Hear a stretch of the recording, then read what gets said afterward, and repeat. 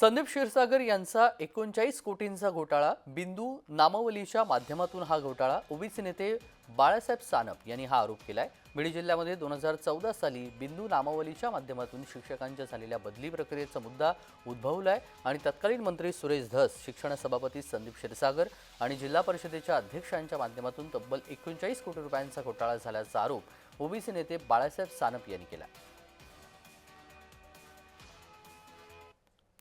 राज्याचे मंत्री सुरेश धस होते, इथं आबू शेठ होते, जिल्हा परिषदेचे अध्यक्ष, आणि संदीप क्षीरसागर जिल्हा परिषदेचे शिक्षण सभापती होते।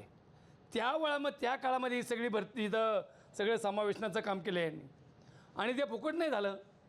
त्या काळामध्ये प्रत्येक जणाचे 3 लाख रुपये घेतले गेले। 1300 लोकांचे 3 लाख रुपये म्हणजे जवळपास 39 कोटी रुपयाचा घोळ त्या माध्यमातून झाला त्यावेळी 2014 मध्ये।